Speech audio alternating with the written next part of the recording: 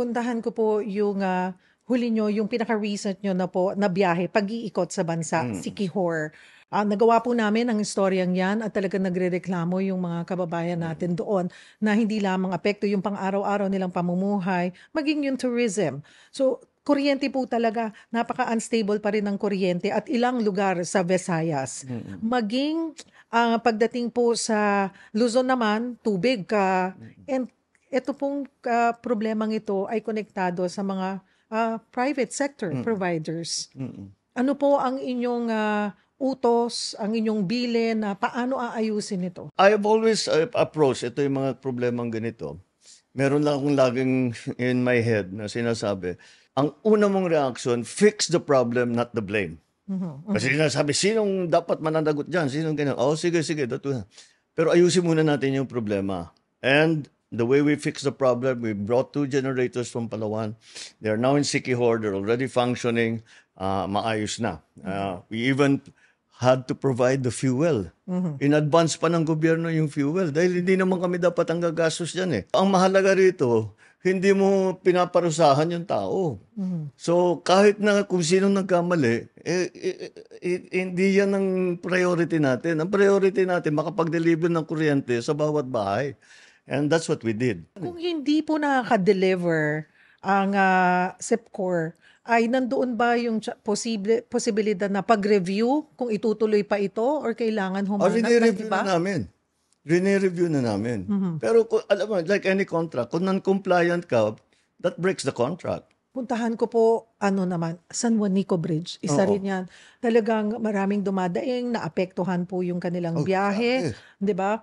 At even their economy, pagtaas ng presyo. Ano po ba ang ang talagang inyong utos na paano ba natin pabibilisin ito para maayos kagad ang rehabilitation ng San Juanico Bridge? Ang naging problema, ang tumatawid mula Samar, Leyte Samar, bawat araw is 1,400 na truck.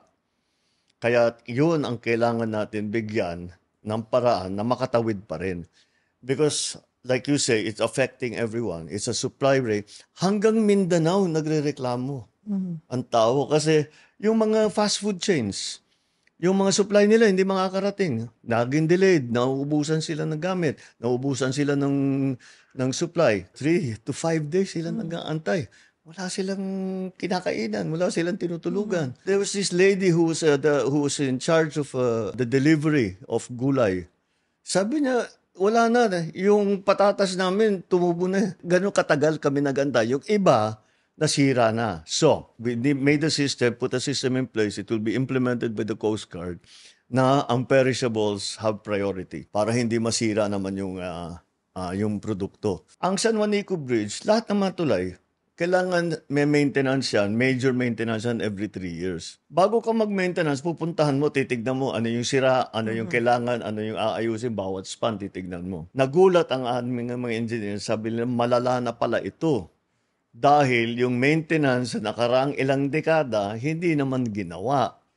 Sabi ko, bakit? Wala bang record yan? May record naman. Lahat ng job order, completed.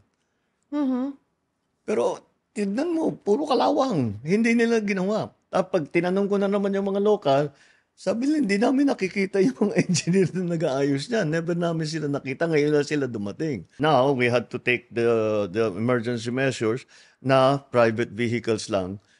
So, what did we do? Nagroro tayo. Ang schedule namin, dapat by December, before the end of the year, ang pwede nang gamitin na sasakyan hanggang 12 tons. So kakayanin po by the end of the year yung 12 tons. Yan. That's another one that's a test. Sabi ko, pag hindi nyo natapos yan, tatanggapin ko yung resignation nyo. Siguro po mensahe natin sa mga kababayan natin na pinaka-apektado nito, ang mga kababayan natin sa Leyte at Samar. Ano po ang mensahe nyo sa kanila?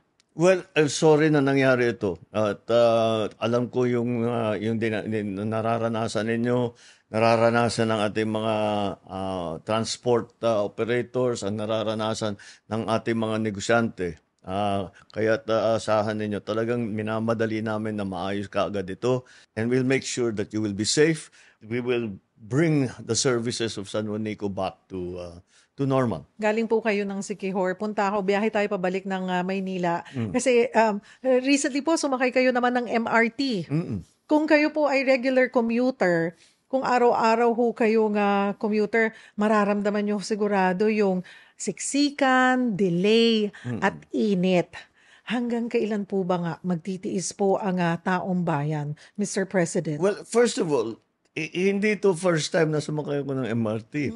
Madalas namin gamitin yung MRT dahil sa traffic. Mas mabilis eh. So, kami, yung pamilya ko, yung mga kaibigan ko, pagka hindi practical mag-traffic, magdadalawang oras ka hanggang Cubao, sabi namin mag-MRT tayo. Naramdaman ko yan minsan, sumakay kami ng MRT, talagang pagka nakapasok ka na, basta yung kamay mo nandito, hindi mo na magagalaw yon. So kausap ko yung mga, tapos nakadikit ko na ganito.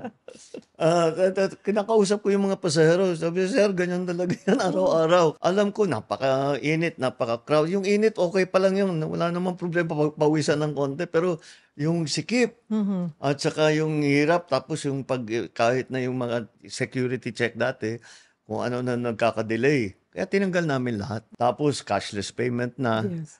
Tapos yung 1+3 na ginawa namin para sa pamilya.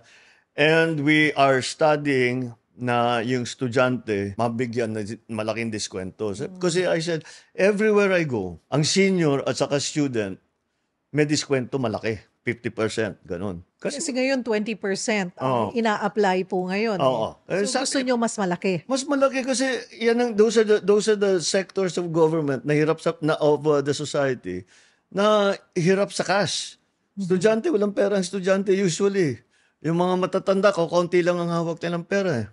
So bakit pa natin pababayarin? They already serve the country, nagtrabaho sila ng buong buhay nila, dapat naman pagbigyan natin ng konting benepisyo, di ba? Pinahaba natin yung trend, dadalasan natin yung ng trend. Ngayon, those are the things that we can do immediately. Of course, we have the very big projects. Also, we have the subway project. We will be able to open it na umabot na sa Valenzuela.